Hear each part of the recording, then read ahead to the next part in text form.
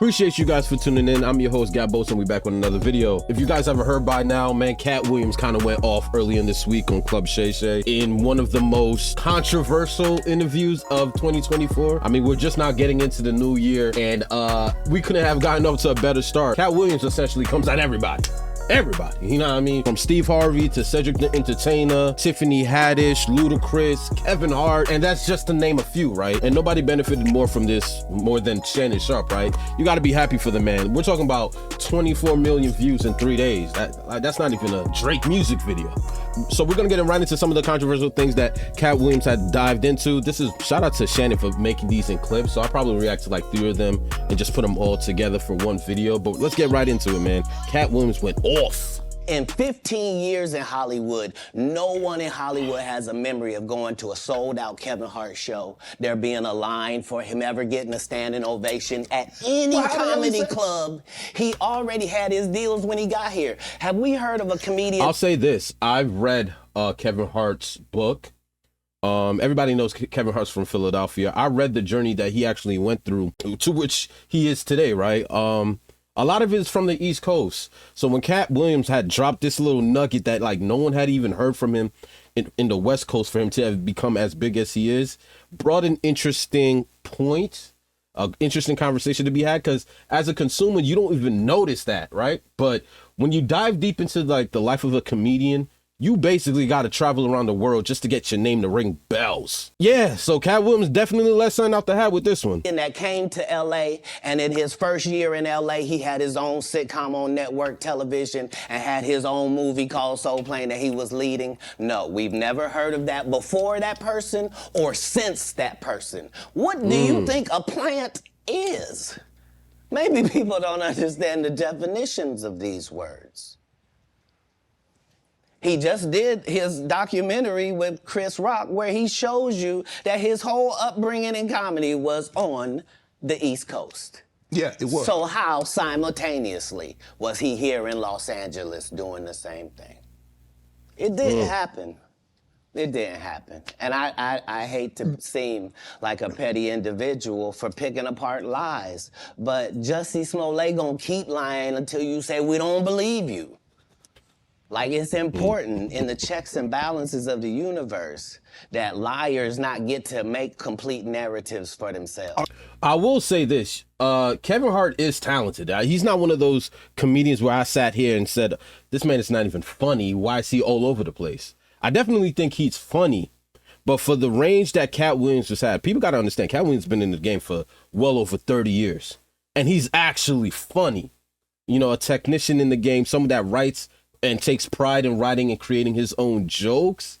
So I kind of take his stance with a grain of salt because he does feel some type of way. So let's not act like he's being completely unbiased. He probably has something against some of these comedians, and rightfully so, for whatever reason he's going to jump into it.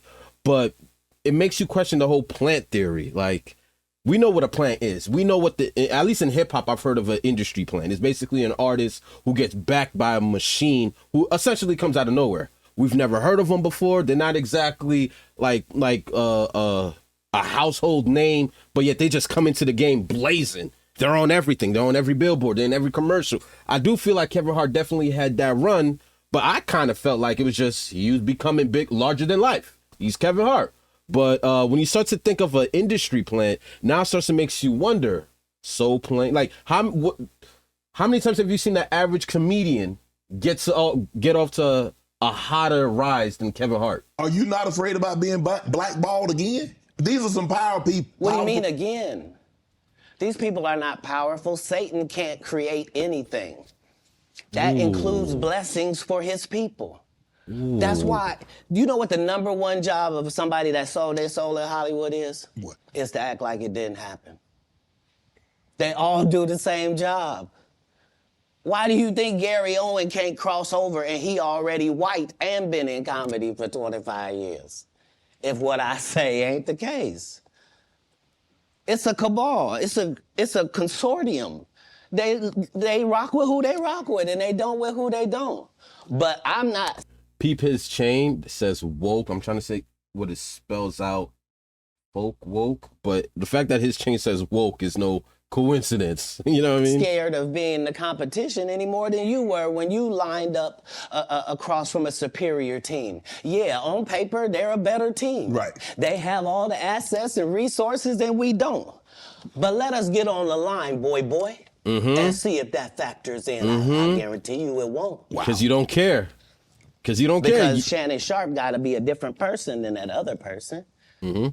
Absolutely. And he always was. That doesn't change when I change teams. That remains the same.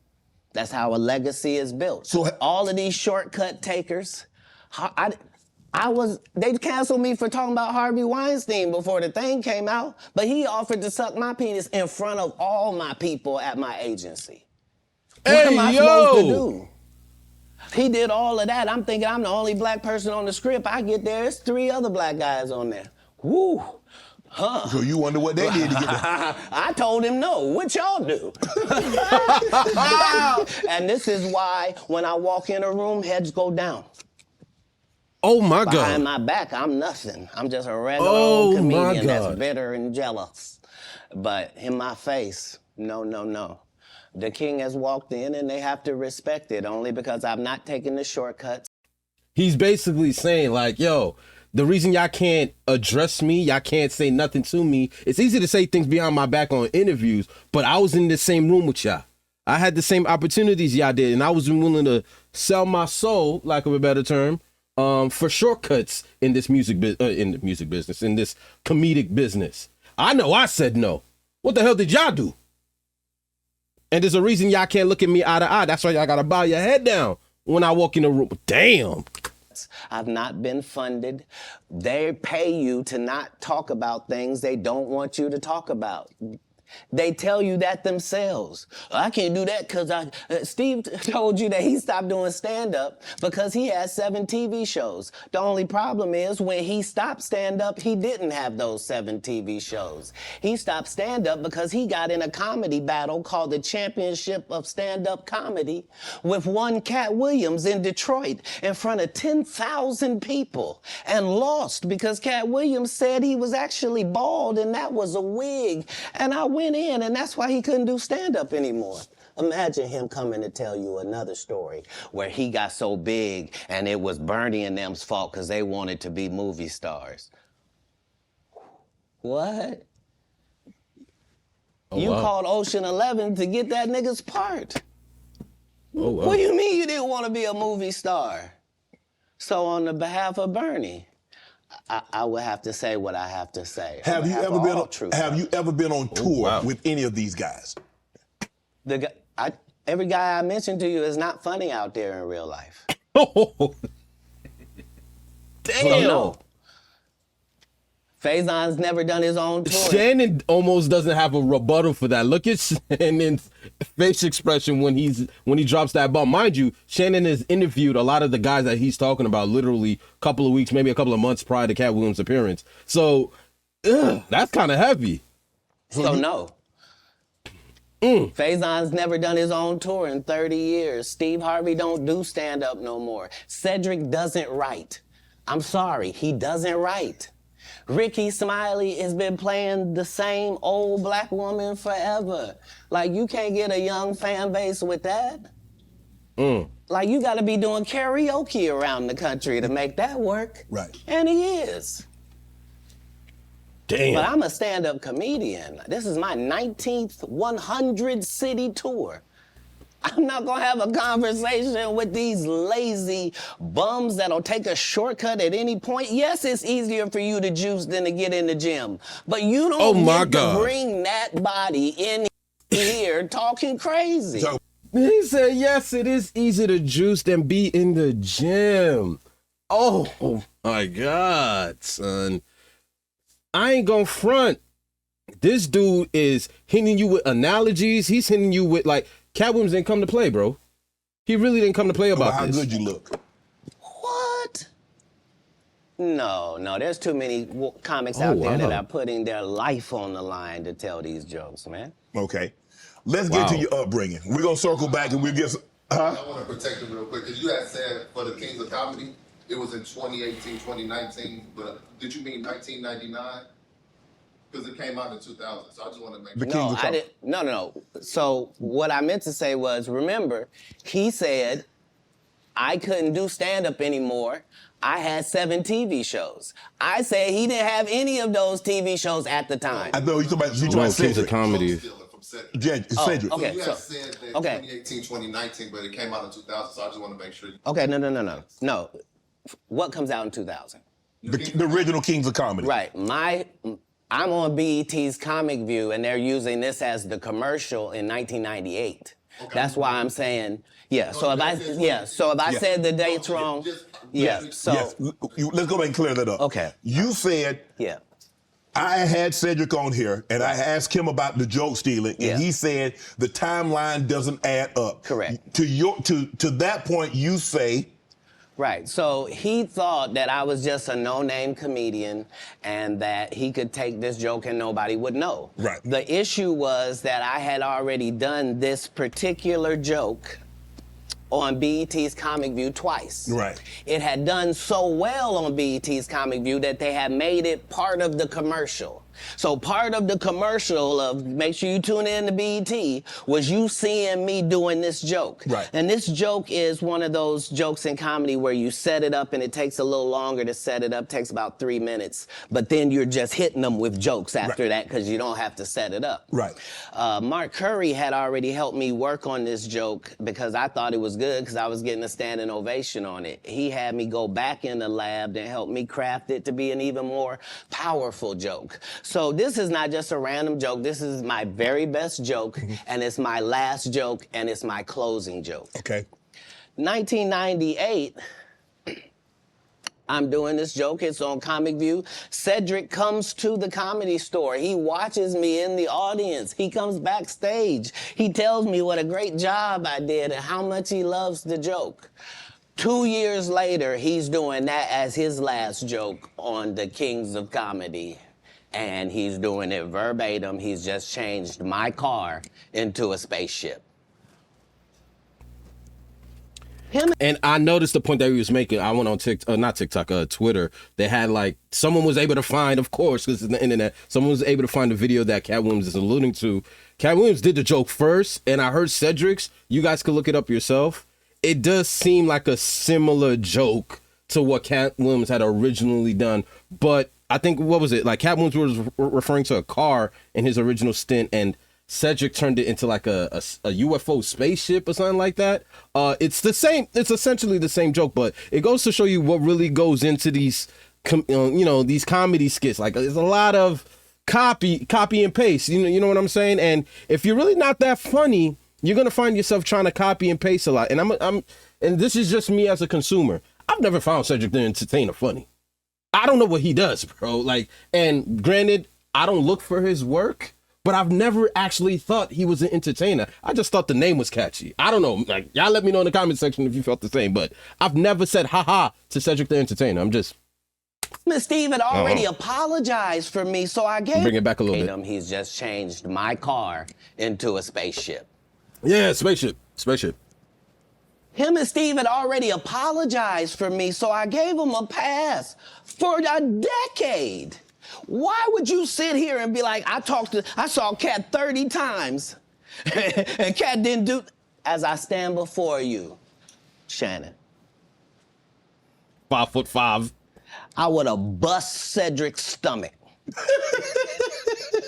There was nothing that would have kept me from one of these in that patch right there. Like, are you kidding me? Why would you downplay me like that? Why did I give you a pass if you were just gonna lie? And so that's what I'm saying. Like, they're all a group. Cedric, Steve, Ricky, they've been a group. Everybody knows that. They've been aligned. And there are these alliances in comedy. And if you stand against them, then they sometimes have a problem. But we don't let that change the content because that's all you know me for, is that I'm quite likely to tell the whole truth and nothing but the truth, so help me God. That's what these comics understand, is that I'm not doing nothing for clout. I don't even recognize clout. But eventually the Lord is gonna let me and you be in one hallway. A lot of these dudes go, Kevin Hart done went 25 years without ever being in the same building with me at the same time. If I go in the building, he walk out. You've never seen us in the same building ever in 25 years. Oh, shit. It's like that. Why? Why? Yes. Because why? I'm really the product. It's not what you think. I am never under the influence of anything. I'm always in my right mind. I'm always a physical specimen. And when you see me, I'm much, much bigger than you had thought. I have far less play in me than you would like. And I'm relentless. I'm out there. I'm still, to this day, I play 11 games of basketball with a 20-year-old. The record is 92-6. This is just in the yard, just to the rack, just cause. You work out, Cat? You work out, Cat? Not to the gym. You don't work out in the gym? You do push-ups, sit-ups? I don't think that's what he was alluding to. My whole life it was. I think he's basically saying, even at this ripe age of that I'm in, I'm still hanging with the young cats. Everybody knows that I'm authentic. And the fact that he said in 25 years of comedy, you've never seen Kevin Hart in the same building with me. Like, he's saying so much without really saying what he, you know what I mean? Like, it makes you wonder, like, what is he trying to say about Kevin Hart? Now, if you believe what you want to believe about the whole plant thing, I still think Kevin Hart is funny. I still think he's one of the best, if not the best right now. I mean, he's on everything, man. The man got his own vegan burgers. You know what I'm saying? He's him when it comes to it. But when you listen to a man like Cat Williams speak, you got to understand, he may not have the clout, the flash, the aura, the commercials, but this man put in that work. You know what I mean? You hear work ethic when he speaks. You know, in his analogies, it's like, yo, like, you can't compare someone that's juiced up to someone that's been in the gym. You know what I mean? Like, they'll talk that talk, but around me has bow. There's a reason he's talking like that. 5-year period, every single movie that Kevin Hart did was a movie that had been on my desk, that all I had said was, just, can we take some of this step and fetch it shit out? And then I can do it. Like, it don't need to be overtly homosexual, because I'm not homosexual, right? It doesn't need that to be funny, right? And me saying that and them going, oh yeah, no problem, and then going to give it to this other guy and having him do it just like it was, and acting like I'm a bad person because I keep standing on my standard. But yeah, it's interesting, but I wouldn't change it for the world. Like, again, I'm on the winning side of these decisions. Will there ever be another Comic View, Def Comedy Jam? Could that, in today, in 24, 25, 26? I don't think so. Can we see that again? They've already announced it. It's already going. You didn't know? Oh. Yeah, Kevin Hart purchased it, so he's now doing Comic View. That happened at the same time that they gave DC Young Fly Hollywood Squares. Where? Yeah, because they tell you that there's no gatekeepers, but we keep seeing the same people open the gate. Didn't Kevin open the gate and let Tiffany in? Ain't he now opening it up for... Don't such and such open the gate? What do you mean ain't no gatekeepers? There's 100 gates out here. Would you Everyone I've seen got a keeper. Would you have wanted to do Comic View or Def Comedy Jam? Would you have wanted to be? I think we just mentioned I did them both. No, I'm saying he purchased the rights and refranchise it. No. They didn't offer it to me anyway. Like, Comic View did a couple of disservices. Like, y'all catch the cadence? They didn't offer it to me anyway, and then he gives off that, yo, there's a lot of in your windows with Cat Williams, bro. Basically saying, yo, there's a reason Kevin Hart was even able to purchase that, to have the power or the opportunity to purchase such a large platform that's worldly renowned as one of the funniest platforms there is for a comedian, right? There's a reason Kevin Hart was allowed to purchase it. They didn't even offer it to me. Like, peep his cadence when he talking, yo. He's saying a lot without saying too much, but he's still saying a lot. It's crazy. Nope. They didn't offer it to me anyway. Like, Comic View did a couple of disservices to comedy as well. So there were people like me that were out there getting 2 and 3 standing ovations in one set. And that wasn't good for television. So what they did was they started making everybody get a standing ovation So they would tell the audience, when they get off stage, everybody get up and cheer. And so now the fact that I'm the only one out there going to get standing ovations is now making people think everybody get a standing ovation. And that's not how comedy is. So I understood why that couldn't go anymore, because remember Ricky Smiley sat right here and told you a story about how he performed with Mike Epps and Cat Williams when he did Comic View, and to let him tell it, he was funnier than both. My name Lil Dow. You're talking about the special needs. That's good. That's a different time. That's some clever material. That was a different time, Cat. No, it wasn't. It was the time I was there. But I'm saying... That time, this time, same times. No, but I'm saying... Just like people that tell you the Egyptians, they not black. Egypt is in Africa, folks. As long as Egypt is in Africa, then Egyptians are African. Do you believe you could tell the same jokes today as when you started out? I mean, Eddie Murphy not telling those jokes. Richard Pryor wouldn't be able to tell those jokes in 2024 that they told in the 70s and the 80s. So they wouldn't have told them. But that's my point. They're not inferior people. No. If they were in this time, they would be going according to our time. Just like then, we were going according to that. Like, that's how it is in the world. There are words that we can use for a while. And when we use them for a while until somebody says, that ain't a good word, we should stop saying that. Correct.